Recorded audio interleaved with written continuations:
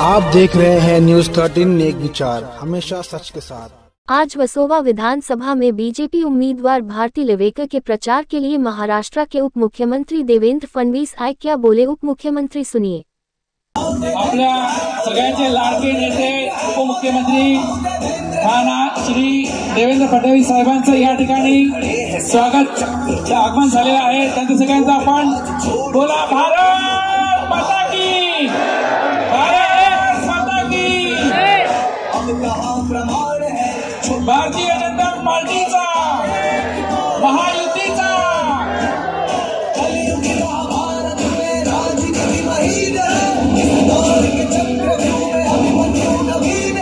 मैं आपको कह देना चाहता हूँ, मैं आधुनिक अभिमन्यु हूँ। मुझे चक्रव्यूह तोड़ना आता है, मैं तोड़ के दिखाऊंगा। जो सारे चक्र वो देवा भारती देवेंद्र है, वो देवा भारती देवेंद्र है, वो देवा भारती देवेंद्र है। जो सारे वो देवा भारती देवेंद्र है, वो देवा भारती देवेंद्र है, वो देवा भारती देवेंद्र है, वो देवा भारती देवेंद्र है, वो देवा भारती देवेंद्र है। माता की, छत्रपति शिवाजी महाराज की, धर्मवीर छत्रपति संभाजी महाराज की जय भवानी, जय भवानी, जय जय जय जय जय भवानी, जय जय जय जय जय शिवाजी। हिंदवी स्वराज्याचे सरसंस्थापक छत्रपती शिवरायांना मानाचा मुजरा करतो। भारतीय राज्यघटनेचे शिल्पकार भारतरत्न डॉक्टर बाबासाहेब आंबेडकर यांना मानवंदना अर्पित करतो। आज या जाहीर सभेमध्ये मंचावर उपस्थित असलेले गुजरातचे मंत्री जगदीश विश्वकर्माजी, खासदार जसवंत सिंग परमार जी, आपल्या दोन्ही उमेदवार,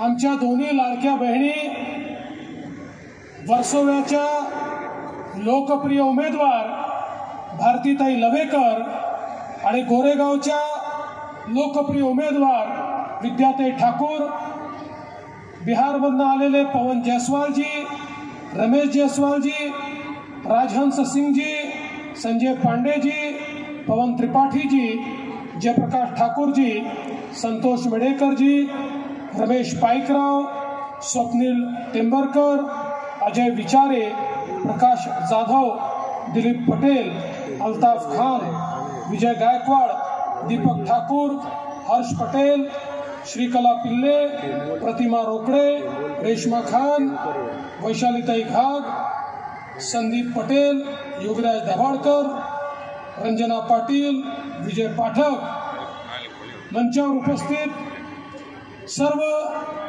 मान्यवर। कोणाचं नाव सुटलं असेल तर नाव लिहून देणाऱ्याची चूक आहे, माझी चूक नाहीये। तथापि मी कोणाचं नाव सुटलं असेल तर क्षमा मागतो। आज आपण या ठिकाणी वर्सोवा आणि गोरेगाव या दोन्ही मतदारसंघातील आपल्या उमेदवारांच्या प्रचाराकरता, त्यांना आशीर्वाद मागण्याकरता या ठिकाणी आलो। आता ही लढाई अतिशय रंगतदार होते। 20 तारखेला मतदान होणार आहे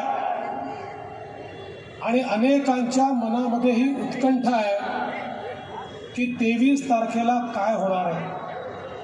मी तुम्हाला आजच सांगतो, 23 तारखेला मुंबईवरही भगवा फडकेल आणि महाराष्ट्रातही भगवा फडकेल। महायुतीचं राज्य पुन्हा, महायुतीचं राज्य पुन्हा या महाराष्ट्रामध्ये येणार। ही काळ्या दगडावरची पांढरी रेघ आहे। ही महाभकास आघाडी 2.5 वर्ष यांचं राज्य आपण बघितलं।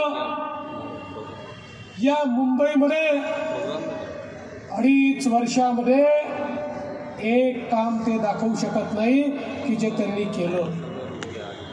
त्यांच्या राज्यामध्ये सुरू असलेल्या कामांना स्थगिती देण्याव्यतिरिक्त कुठलंही काम मुंबईमध्ये ते करू शकले नाहीत. आज मुंबईचा चेहरा बदललाय.